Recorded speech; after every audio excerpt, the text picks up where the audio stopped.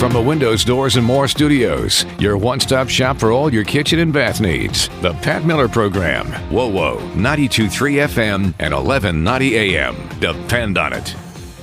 And good afternoon, everybody. Welcome here at noon to the Pat Miller Program on this Saturday. Always with you every Saturday from noon to 3. And very glad that you're with us today. A lot of big things to cover today. Caleb Blakeslee will be with us. The Attorney General of the state of Indiana, Todd Rokita, will be with us in the program today. We're going to be talking to our good friend Adam Brower from Honor Flight, because the next Honor Flight, the first one for this year, comes up this week, this Wednesday, so we want to be ready for that. And since I'm not on every day anymore, I need to tell you now and let you know, be ready to join us at the airport Wednesday night at around 8:15 so that we can welcome another whole plane of Honor Flight aware people, the veterans of great wars and greatest wars and all of them. We will have, I think, still a couple of World War II veterans, but obviously those from Korea, the Cold Wars, Vietnam are all in there. And we'll talk to Adam exactly who's on this flight and how is it going to go, and how can we be out there to make sure that we can greet them. Well, let's get into a little bit of some news things that we have here. This is from your president, Joe Biden. Follow this. I hope the legacy is that I kept my word, that I said the reason I was running was to reduce the prospect of war because of Vietnam. The president sometimes talks as if he lives in a time warp. He's in some kind of loop where he just can't get himself together. Now, speaking of conflicts, we've got the incredible conflict going on between Israel and Hamas. Again, the president seems to have some difficulty. He can't seem to bring himself to the idea to realize that Hamas is the one that instigated this whole war. They attacked Israel. They went in and killed Israelis. They still hold Israelis hostage. And here's the president's take. I think what Benjamin Netanyahu is doing is a mistake, and I don't agree with his approach. Just call for a ceasefire. Allow for the next 6-8 weeks total access to all food and medicine going into the country. Mr. President, we've had that in place. We've absolutely had that in place. We have taken and tried to get drugs in, tried to get food in. We wanted to airdrop some food in, and who wouldn't allow it? Was that Israel? No, sir. That was Hamas that would not allow it in. They are allowing people to get hurt, and they are allowing people to die. They look, obviously, America, we need to be careful because we ought not to involve ourselves in foreign conflicts in which we are unwilling to stay the course. American interests dictate pragmatism. We went in, the president went in through his bully pulpit and said, this is awful what's happened, and we want to let our friends in Israel know we stand with them. We call on Hamas to pull out, and that's all changed. We've gone far beyond that. Now we're telling our allies, we're telling them they can't win victories in conflicts in which they are willing to stay the course and in which they can win. We're telling Israel, call a ceasefire. Stop. Pull all your people back. Stop firing your missiles. Stop shooting your guns. Stop trying to get Hamas to pull out. Just pull back and do a ceasefire. Based on what, Mr. President? Based on what? What would we have said about people if they were telling us right after 9/11, well, you know, it's been 3 months, it's been 4 months. Why don't you stop pursuing the people that did that to your country? Why aren't you big enough that you realize that maybe it's over? We would have just been up in arms with those people. We would have had a coronary with them. Israel is obviously very willing to stay the course, and they can win. And we're going to actively step in and prevent victory. So the enemies of Israel, and quite honestly, the enemies of us, they do nothing but grow stronger. It turns out that the alternative to an America confident in its own moral role and an America willing to stand with its allies is a world of chaos. Let's talk about some economic chaos. I'm going to do that in the next segment. That comes up straight ahead. So very glad that you're with us. Remember, you can text us at 46862. That's 46862. Text the word WOWO first, and then your question or comment, and it comes right here. You can email me even after I'm gone, Pat Miller, all one word, no dots or dashes, Pat Miller at WOWO.com, and I very much look forward to hearing from you. More coming up straight ahead right here on this Saturday edition of the Pat Miller Program on WOWO 92.3 FM, 1190 AM.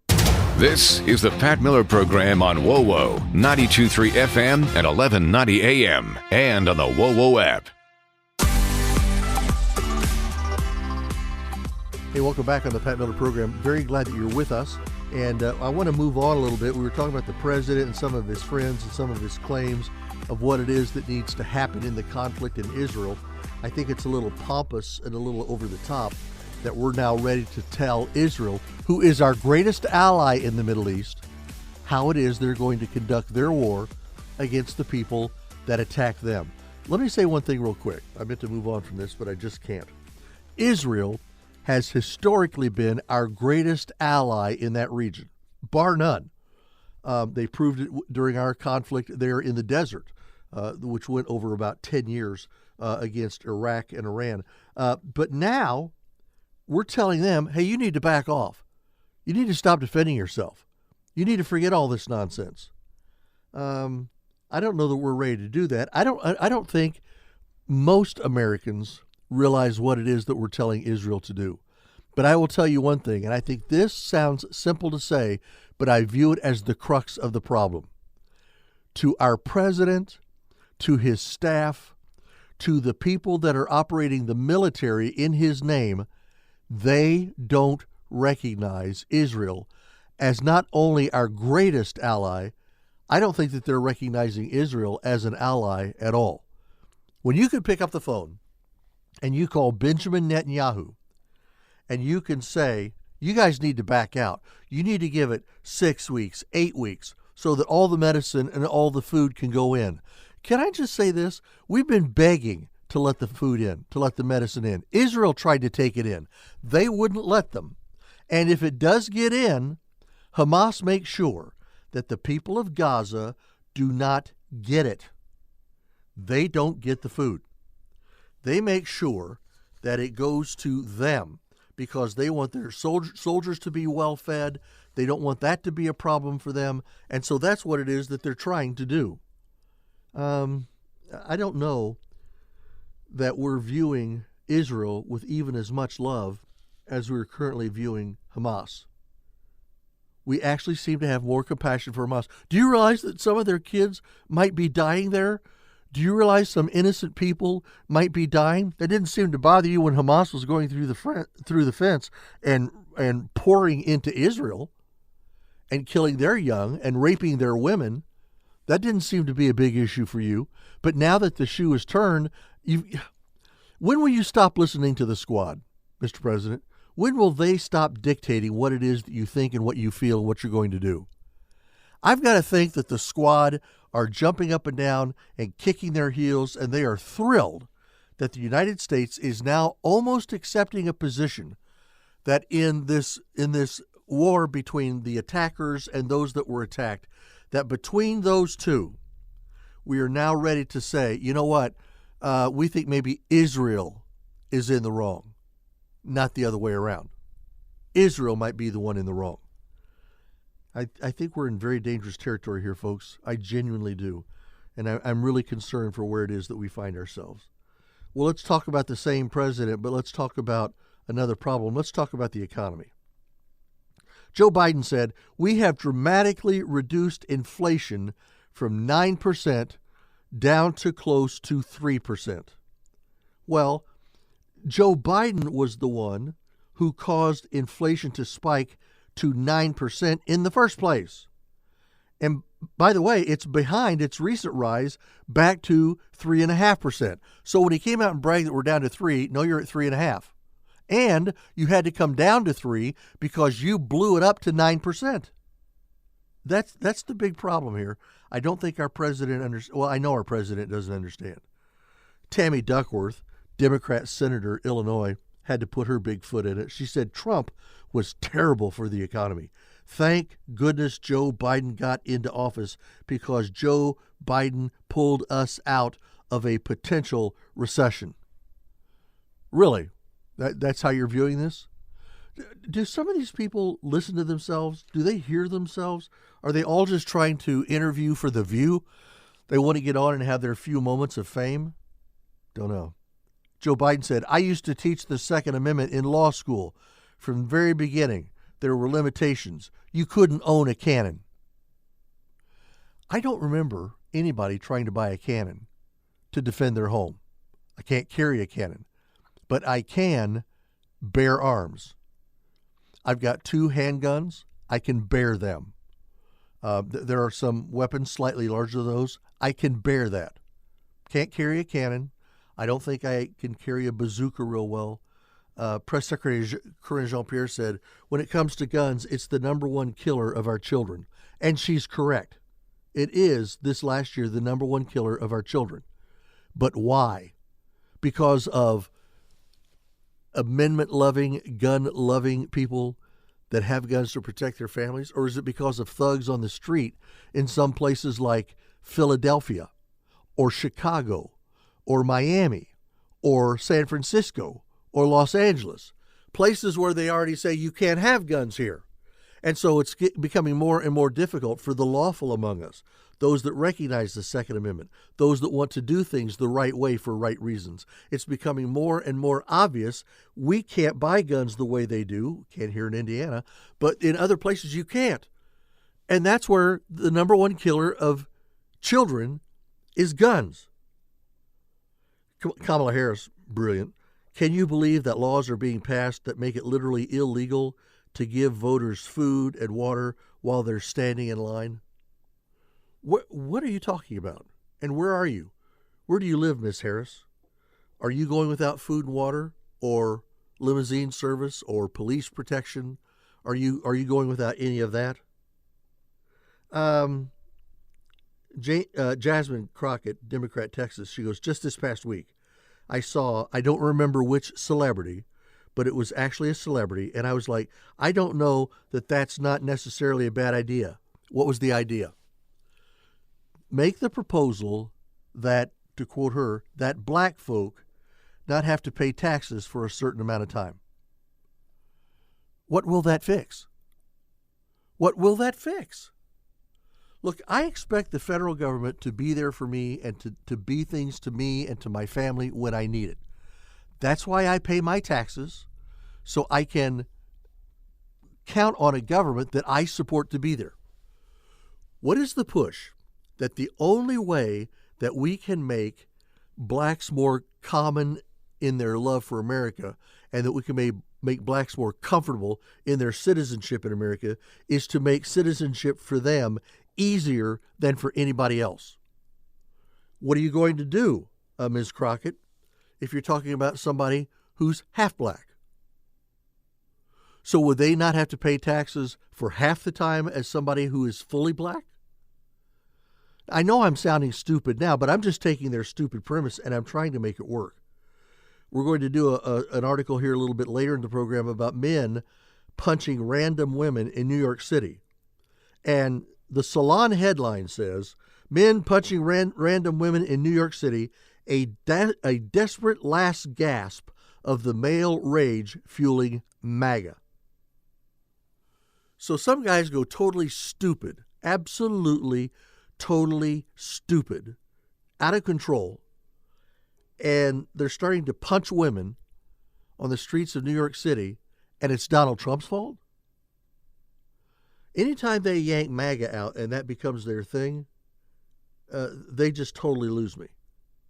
Whoopi Goldberg, the brilliant host of The View, said, Republicans want to bring back slavery. They're okay with it. Where? Where do you see that? I guarantee you, Whoopi, that if you look at Michael Jordan, I bet he has more white people serving him in his offices and in his mansions than I have a black person serving me. It's not about race, Whoopi. Slavery is not slavery if they're being paid to do something. when you see somebody and you're saying, well, that guy out there is digging a ditch, that's slave labor. No, it's not. Not if he's getting paid to do it. Look, you want ditches dug, Whoopi. You don't want water flooding into your hotel condominium, so ditches had to be dug. Pipes have to be laid. People have to do that. Sometimes they're black, sometimes they're white, sometimes they're Hispanic, sometimes they're Puerto Rican, sometimes they're South American, but they have to be done. And they're being paid for doing it. Talking about being paid later on in the program, we're going to get into the whole idea of this raised minimum wage. And I'm going to say it now. I told you so. I told you so. They're raising minimum wages, some of them to $20 an hour. And what has that done? And it's doing exactly what we said it would do. So that's where it's at. You can't sit there and wad up race in a ball and throw it at everything. That's not how this works. That's not how this works. So you got to be able to get there and to look at things and look at situations as they really are. We're not trying to bring back slavery. Republicans want to bring back slavery. Does that include black Republicans, Whoopi? What about them? Does that include them? Whoopi also went on, because she doesn't know when to shut up. Abortion is not mentioned in the Big Ten, and she's talking about the commandments. I think thou shalt not kill cannot be used as a block because we allow wars all the time. Let me get into a little bit of a biblical dissertation with Whoopi. Thou shalt not kill. There is a difference between killing in war and defending of your home and defending of your family and murder. O.J. Simpson, who died this week, was a murderer. He was a murderer. He killed two people. He wasn't defending. What's the difference?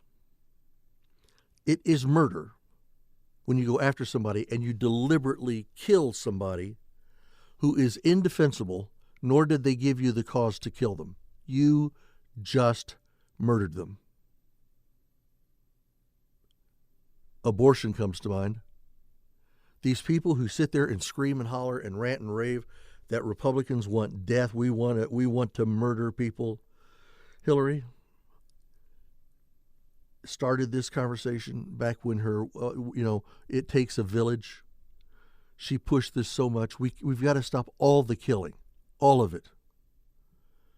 Well, then stop having people with guns around you for protection, because if somebody comes at you, Hillary, they're pulling a gun, right? And by the way, Whoopi wouldn't say a word. But to say, we have wars, so let's stop this nonsense of thou shalt not kill. It's thou shalt not murder. If you go back to the original language and you go back and you read the Hebrew, it's thou shalt not murder. Between murder and kill, there is a great gulf fixed. And we need to recognize that gulf. And we need to realize that some people are living beyond that. Coming up right after the bottom of the hour, when we get done with this next break, from Fort Wayne's Morning News, heard every day from 5 to 9, almost said 9 to noon, from 5 to 9. They do such a tremendous job. I wake up every morning and listen to Fort Wayne's Morning News. Kayla does a fantastic job, excellent interviewer. She does everything that she can to keep us informed with everything going on. Well, we're going to talk to her right after the break coming up at the bottom of the hour. And then I'll be back with you, and I want to talk to you about a congresswoman who has proven one more time she knows nothing about space. She knows nothing about NASA. She almost knows nothing about nothing, but that's never stopped her yet. That all comes up. Yeah, you could probably guess who it is. She's from Texas. And we will talk about Sheila Jackson Lee coming up straight ahead. Then we talk to Kayla, and then I want to talk to you about somebody who was mentioned in death and then somebody who was mentioned in being released from prison, and both of them were mistakes. And we'll talk about that. All this comes up straight ahead. Thanks for being with us today as we're with you right here on Pat Miller Program, heard every Saturday from noon to 3 on WOWO 92.3 FM.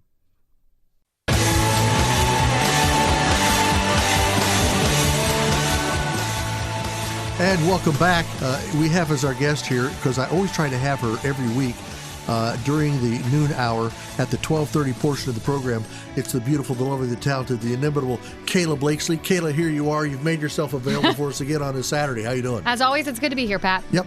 Nice to have, after the rain we've had this week, nice to have a Saturday. Finally. Pretty nice. Finally, good golfing weather, although we've been watching the Masters. We're not actually out golfing. Yep. We're watching golf. Yeah, same here. And everything got so goofed up, not being able to do everybody on Thursday and having to spill over to Friday and all that. That's okay. For the money they're making, they'll make it work. Yeah, right. So, I think so. Let's talk here about what's going on in your world. What is it you're all wrangled up about today? I want to talk about fundraising thresholds. Can we do that? Fundraising thresholds. That's why I'm so glad actually to be here today. For folks who maybe don't know it, I have been asked to participate in the upcoming 3rd District debate for Congress. Okay, we have 3rd District Congress. Okay. Yep, we have 8 candidates running to be our next sitting Congress person.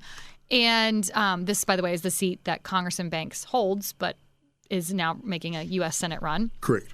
I was asked to be a part of the moderating the debate. I was asked along with Dirk Rowley from Wayne TV. He's their evening anchor. You've probably seen him if you watch Wayne. Great guy. And then alongside a gentleman from the Journal-Gazette. He's actually the editorial page editor of the Journal-Gazette. So I thought it was actually really cool when we were approached about doing this. 3 local mediums, all different, coming together to moderate this debate. And the Mike Downs Center for Indiana Politics is facilitating it. Although I want to make this really clear because there's so much information out there right now about this debate.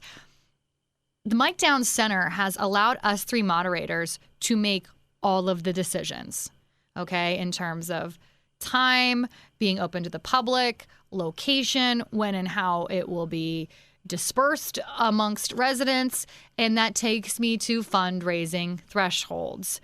We had a conversation in terms of who's going to qualify for this debate, and initially, it's kind of thrown out there that we'll take, the top 4 polling candidates. Then it turned into more, we turned it into the monies, if you will, because I think that's really important, and we'll talk about that. So it turned more into some finance criteria that we came up with. We created a fundraising threshold, and before even knowing who the candidates would be, we just agreed that we were going to take the top 4.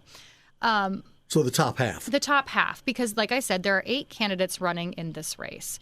And unfortunately, when you have a crowded field like that, I know you know this, Pat, and there have been some forums already.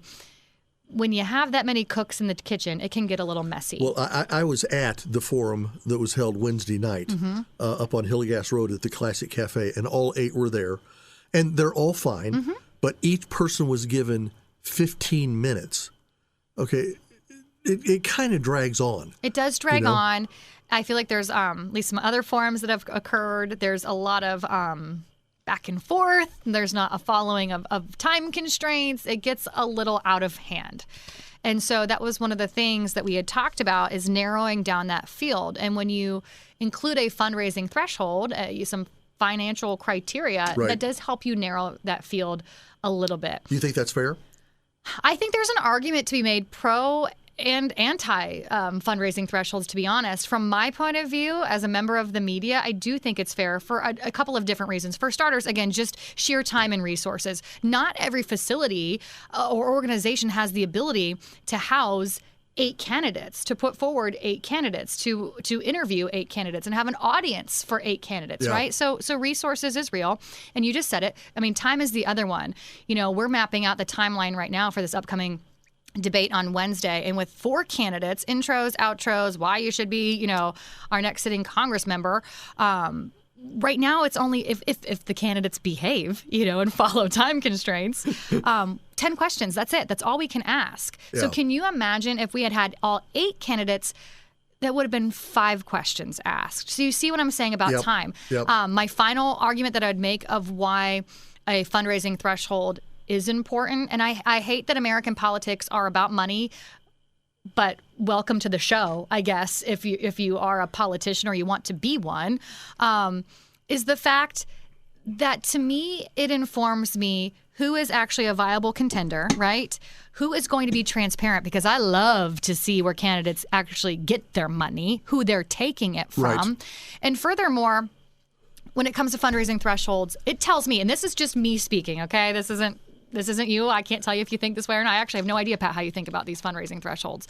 But to me, I'm like, if you can't influence people to give you their money, right? Yep. How are you going to influence policy change? If you can't get people to give you their money, their cold, hard cash, which we know, I think most people care about their money most, aside from their family and their health. Some might put money even higher on the list. If you can't do that, how are you going to get people to give you your votes? Yeah. So that's why I think, that's probably my number one reason why I am a supporter of fundraising thresholds. We've seen them played out in the presidential primary already. We've seen them played out in our gubernatorial race here in our state. And yes, we implemented one here for this 3rd district debate. And let me tell you, Pat, some of the candidates not too happy about it. Well, and I understand that. And the candidates that aren't too happy about it, I'd be interested to ask them, how is it that you've tried to make yourself known to the populace? Mm-hmm. Because, look, most of these people that are running, they didn't decide 5 weeks ago. Right. All the way back when we had the spring banquet for the Republicans last year, I interviewed all of those people on my program from the back of the room. So they've known for a year plus they're running for office. Okay, so are you not in a position where you're out there asking for the money? Are you not trying to sit down with some people of means and say, hey, I'm running. This is why I would really like your support. Because if you don't ask for your support, look, if I have the money, and I don't, but if I had the money to throw $20,000 at every candidate, can't do it, won't do it. Right. Okay. Some people say, Marlon's already run before, so he's known. Fine.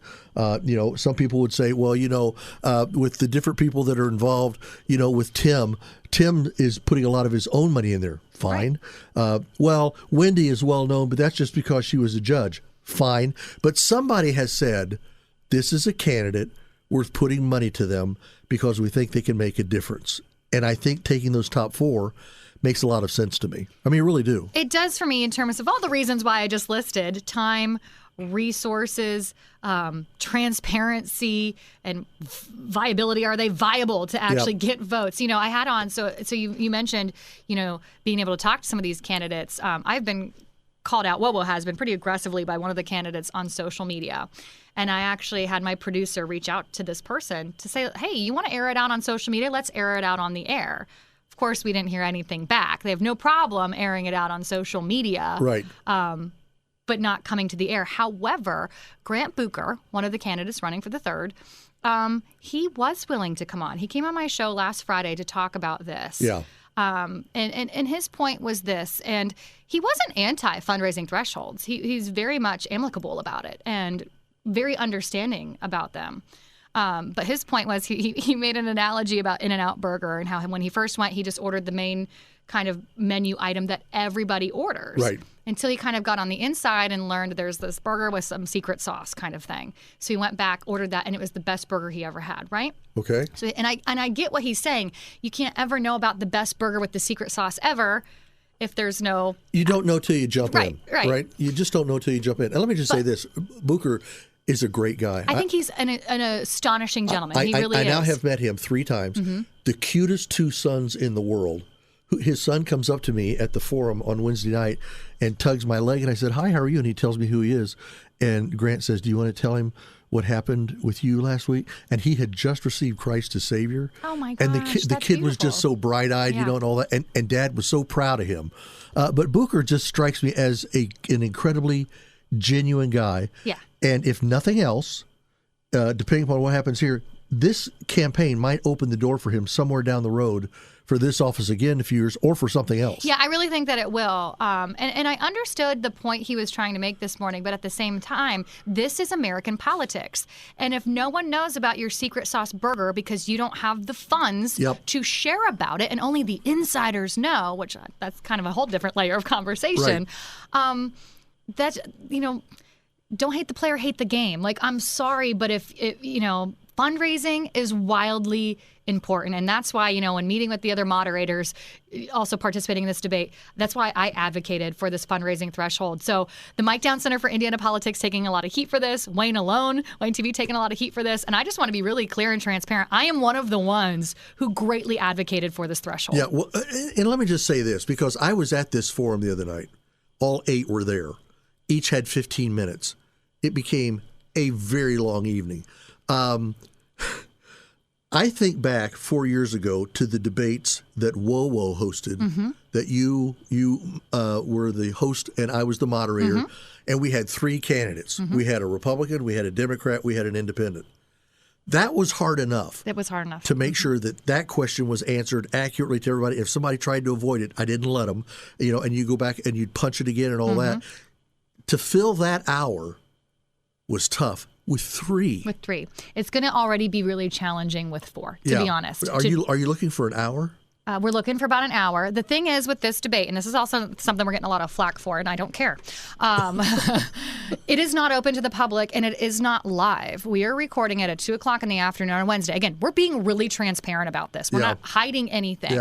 I also advocated for it not being open to the public because I don't want any hooping and hollering. I don't want clapping. I don't want to waste time. Well, and that's just how we did ours. That's exactly how we did ours. It was not open to the public. Ours was live that we did, but in this case, it is not live. But here's what I can guarantee. I am a woman of my word. Well, my whole team, I'm bringing out my whole engineering crew with me this Wednesday for this. We are going to run the feed raw. And in fact, you'll be able to hear the, hey, you ready to go? Do we have everything set up? I'm not going to touch it. We will not edit it. Okay. Nothing. All right. We are taking our own feed out there. We will start rolling. We're going to start recording around 2 o'clock. So if we go an hour and 10 minutes, we do have a little flexibility. That's the other thing I loved about us not doing this live. Yeah. So we can ensure we at least get 10 questions into these candidates. Sure. Yes, it probably will take us a little bit longer than an hour. If it takes you an hour and a half, it takes you an hour and a half. Exactly. I mean, that's it. And if people say, well, it wasn't live and you would let us say, guess what? We've got it on our website. You can pull it up and listen to it anytime you want. We will be airing it live during the Burning Truth with Casey. No, I shouldn't say airing it live. We will be airing it back that day on Wednesday with Casey Hendrickson and the Burning Truth. I will play clips of it during my program on Fort Wayne's Morning News. I'm sure you'll do the same thing on your program, Pat. Well, and then we'll have a podcast. I fill in for Casey this Thursday, Friday. So perfect. And I'm having each one of the candidates on that program, and then I'm going to have an individual interview with each of them, not a debate between, but an individual interview. And then on my program a week from today, I'm going to replay those segments. So everybody's going to have plenty of time to hear everything. Everyone's got plenty of time to chit-chat. And like I said, we will also podcast the whole debate in its entirety from start to finish. Like I said, you'll be able to hear all of the raw, all the action behind the scenes as well, because I will not touch it. Yeah. It will not be edited. So yes, you will still be able to consume the debate in the same way that I am as a moderator. If you want to find the information, you can find the information. WoWo.com. And in reality, does it matter if you're hearing it live or on a recording? It doesn't matter. I mean, I don't think so. I just love the flexibility that it gives us. It feels a little less pressure to have to be to the second, which when we do ours live, I mean, you have to be. And if you're hitting the hour mark and the candidate's mid-sentence, tough cookies. We got to get out for that break. So now you record them what day? Wednesday? This Wednesday. Okay. And then I have each one of the candidates on Thursday and Friday. Perfect. Then we're going to replay those on my program next Saturday.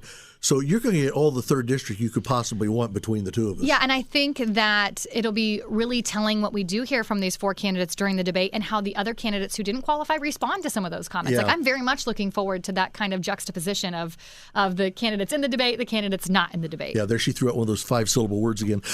Okay, last question for you, and this is the very big debatable question. I'm filling in for Casey, and the name of his program is? The Burning Truth with Casey Hendrickson. But when I do it, is it more like the simmering embers? Like I was waiting for something. Flame out. So there you go. All right, Cato, thanks.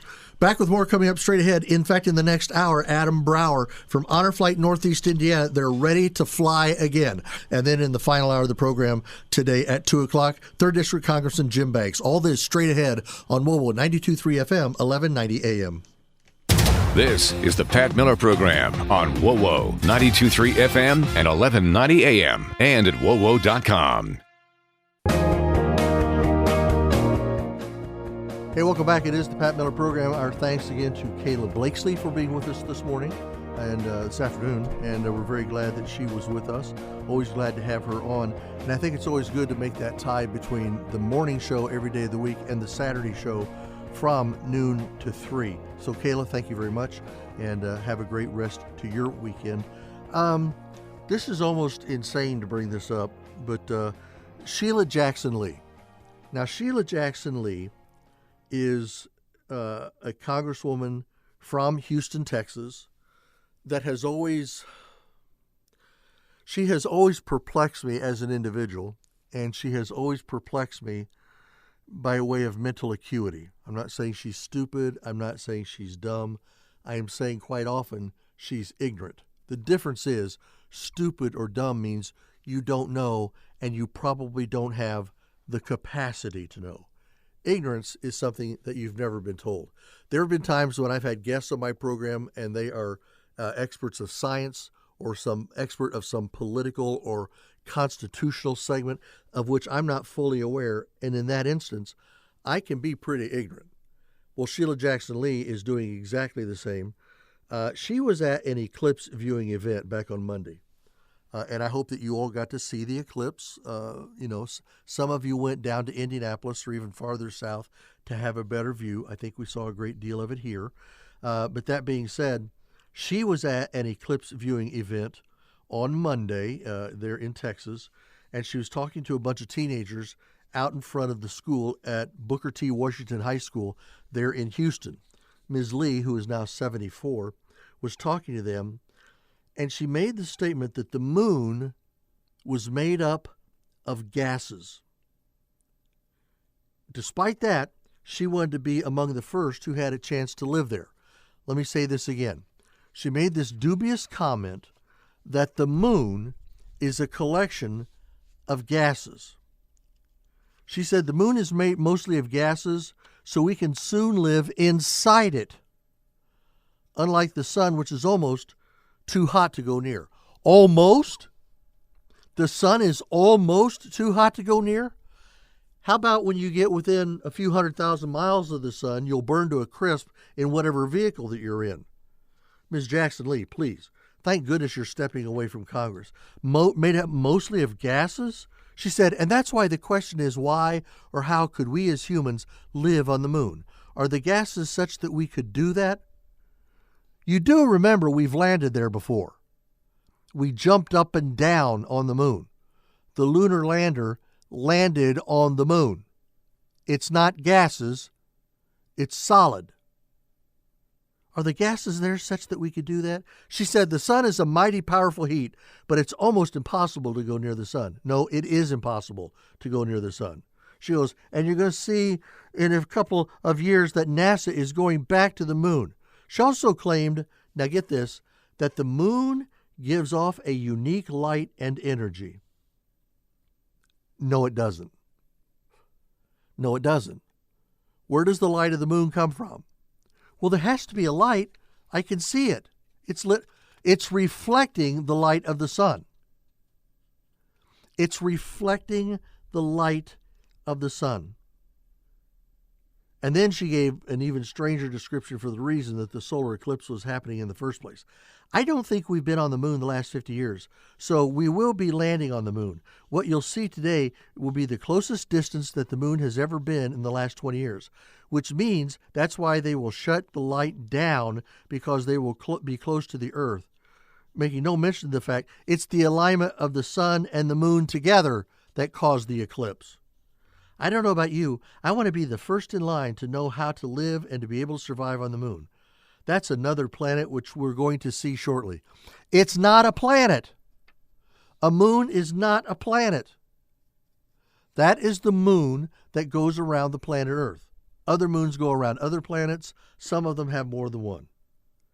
So she's the same one that when the Mars Pathfinder was there on the Mars surface capturing pictures, she stood in NASA and asked the scientists if they would be able to move their lunar around and find the American flag that Armstrong planted on the moon. Congresswoman, that was the moon. Yeah, and that's where her head is. More coming up right after this news break. We've got Todd Rokita, Attorney General of Indiana.